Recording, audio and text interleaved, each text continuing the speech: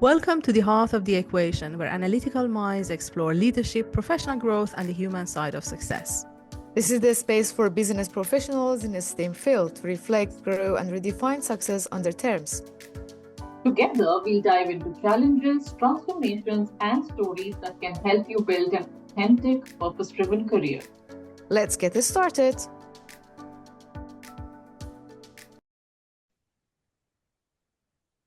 Hello, everyone. We're back to you again with another episode of The Heart of the Equation with Anisa. Pragati is away, so we're doing this together. And in this episode, we want to talk about imposter syndrome among STEM professionals, especially women, why smart women doubt themselves. And tomorrow, we are recording this podcast, is 8th of March. This month is about celebrating women. There is so much that needs to be done about gender gaps, gender equality, how women are being treated, and we're going to also address this in this podcast. Okay, Anisa, what do you think? I also would like to welcome everyone and happy to be here in this episode with you, Sara. Thank you. Yeah.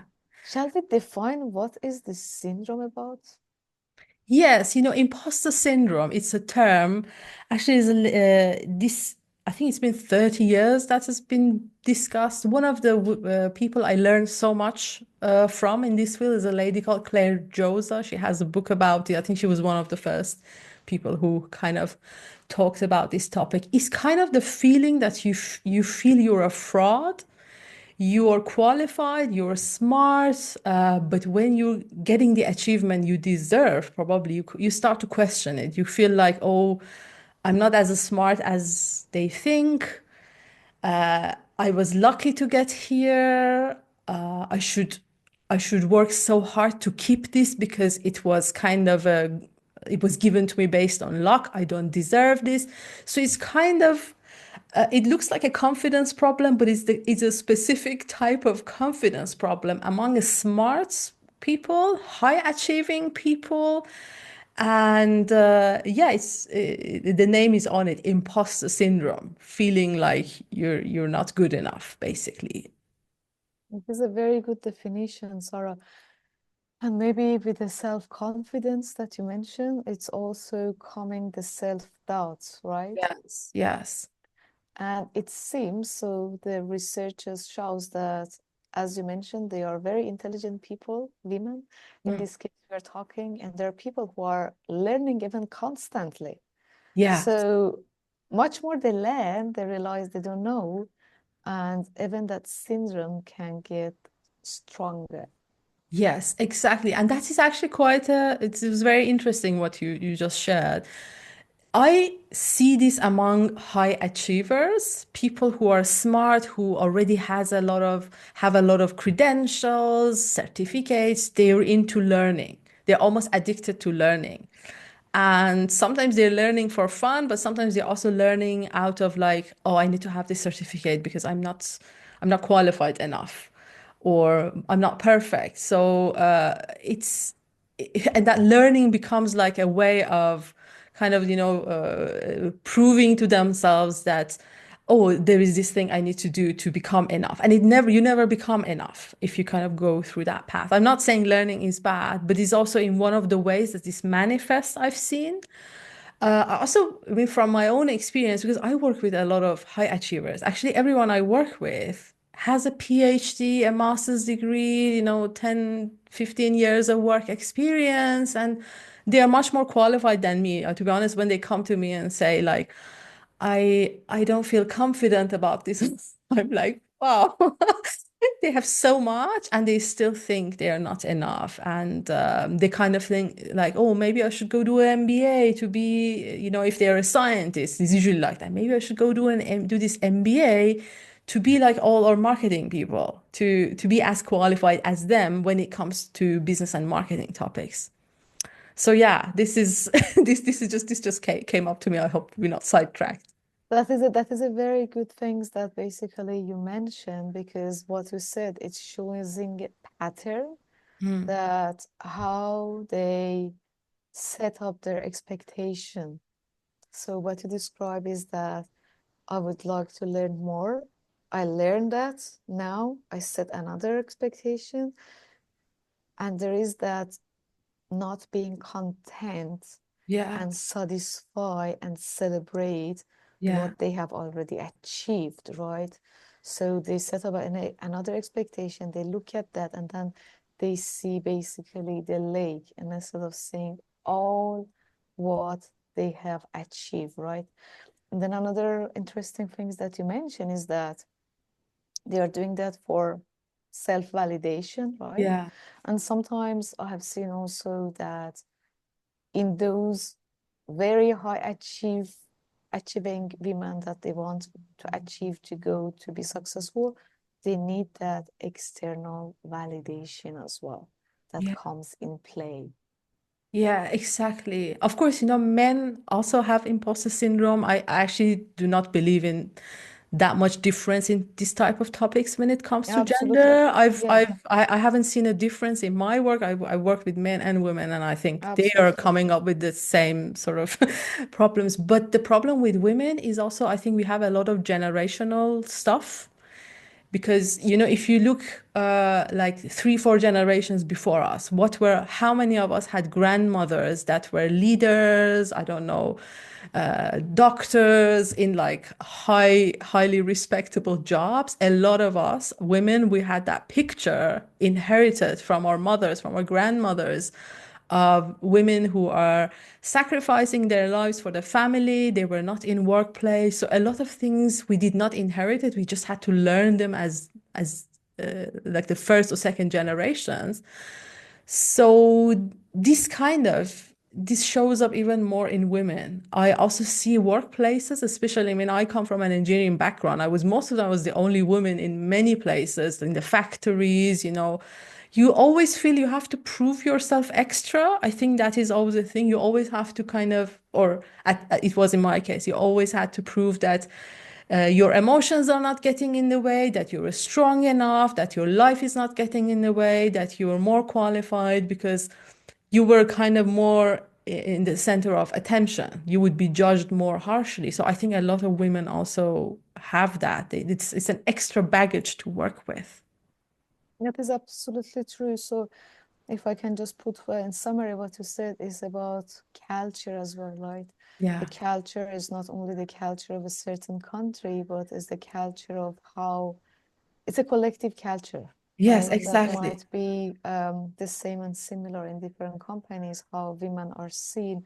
And now, especially in this era that we have this opening, right? Yeah. So we want to do more basically. And maybe on the top of that, if we can add that self-doubt that is coming can be also very specific to a person because of the experience and also traumas, right? Yes, That the exactly. person has went through in the school. We had a very nice discussion with an HR actually yesterday, and it was about how words are so important. They can save, they can change, they can destroy a life of someone, Mm, even they are for free, right? yeah. So just thinking how the schools were and are, right? Now we're talking about women, but women and men, they are the same, right? In this case, how the children are grow up and how is the parenting. Yeah. So how that gap of self-doubts, right? That intelligent people are not safe from Mm, being self-doubt, right? That is the yeah. issue. So you have that self-doubt and even maybe stronger, right? That's why Yeah. this syndrome is caused.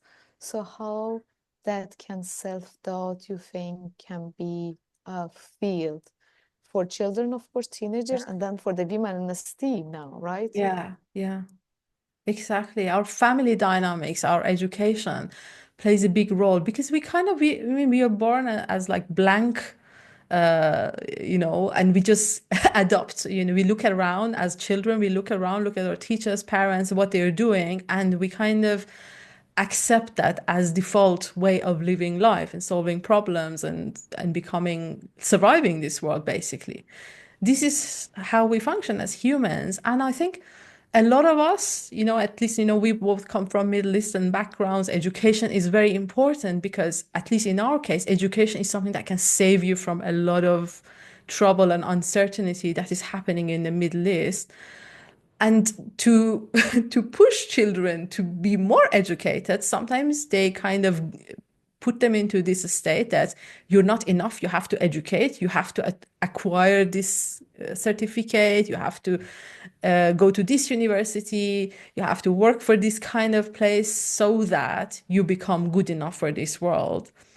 And this was the kind of picture I started in this world. It was always like you have to do this and this and this so that you qualify to live for living a human life, like to get the basic standards of life. And this became my default also for so long. I think a lot of us have that because this is what we were taught.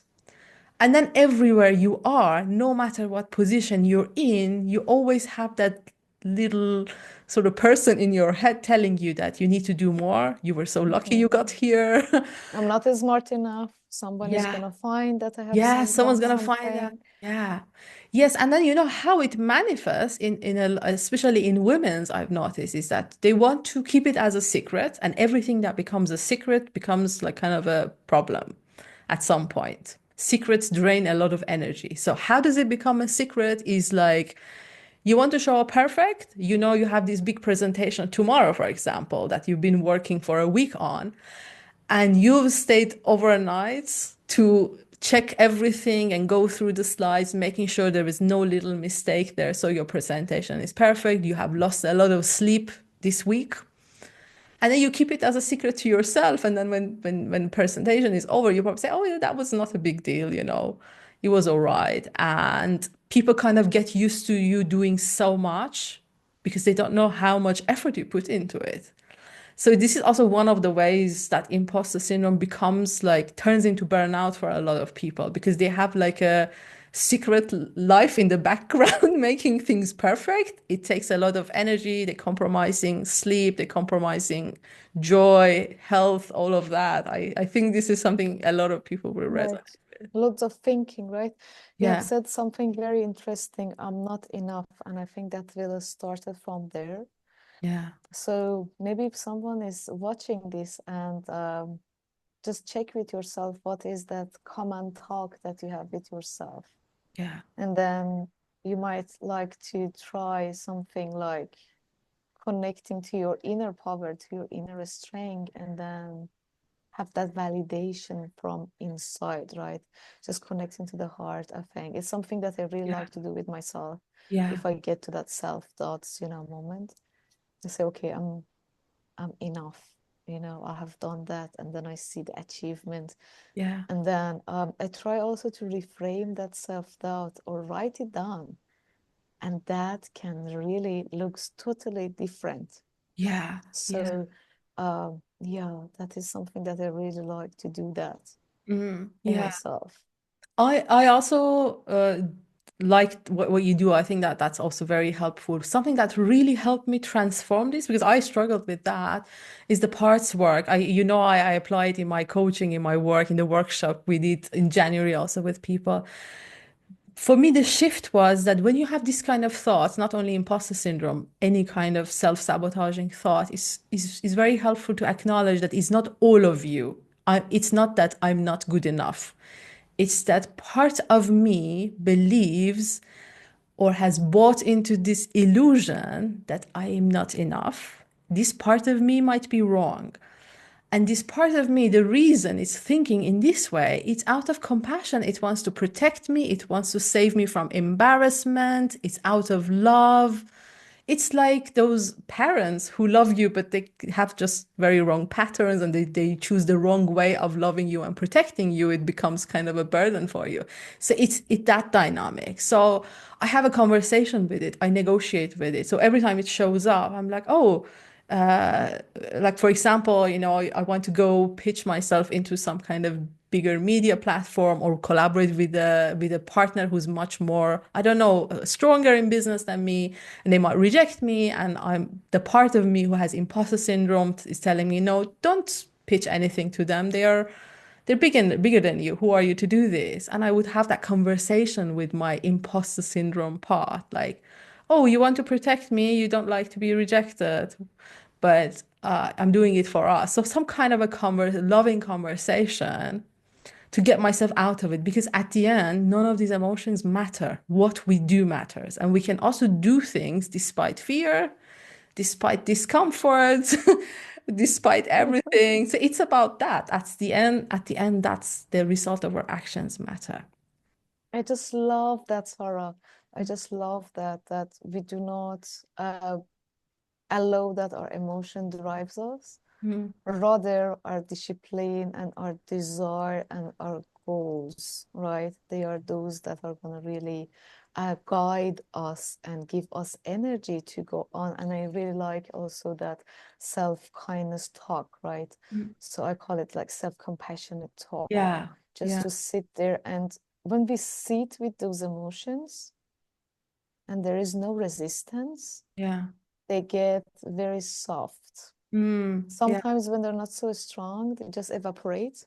yeah, If they're stronger, you just feel a softness, but that's allowance that you allow it in your body, right? Because when we have self-doubt or other such negative feelings or even positive feelings, we feel it so much in our body, right? yes, We exactly. feel, heaviness. We feel that there's something is stuck somewhere. And when we sit and allow that moment, it just starts to unfold.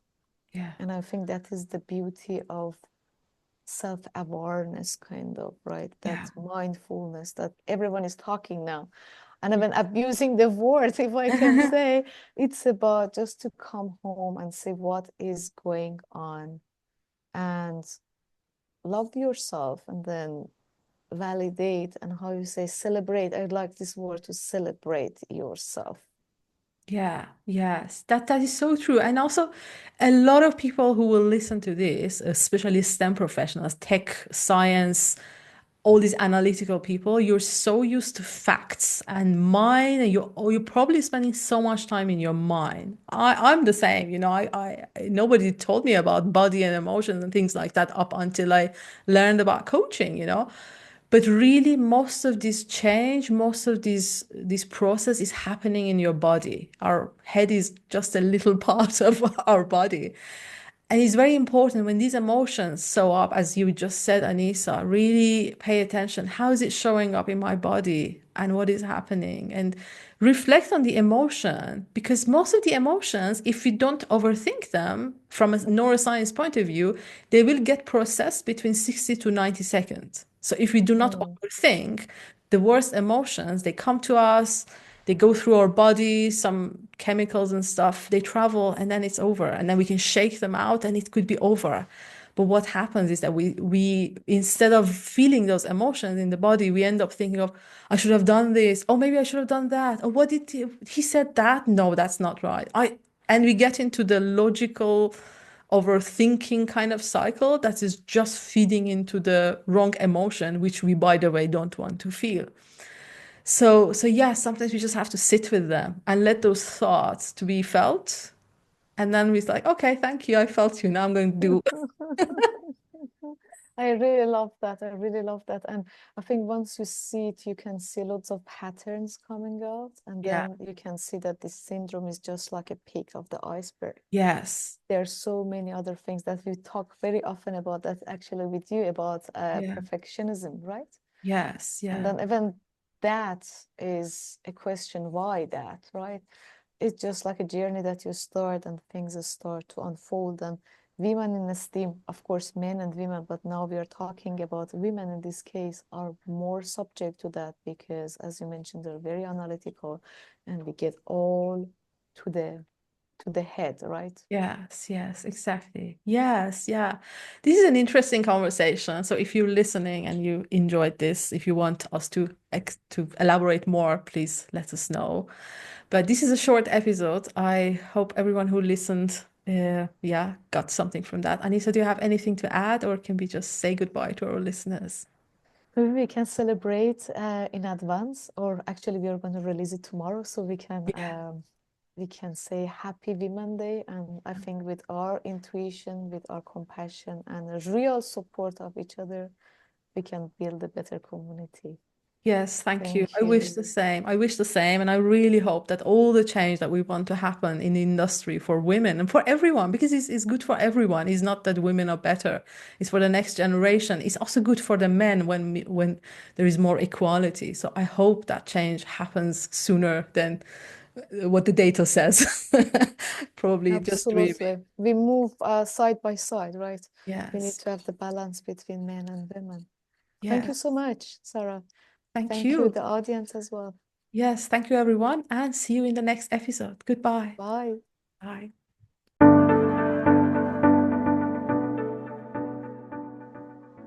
Thanks for listening to The Heart of the Equation. If this episode has sparked something for you, we'd love to hear about it. Be sure to subscribe, leave a review, and connect with us on LinkedIn or Instagram to continue the conversation. And if you know someone who is navigating their next career step, share this episode with them. It could be exactly what they need. We see you next time as we explore more about leading with purpose, resilience, and authenticity. Let's keep growing together.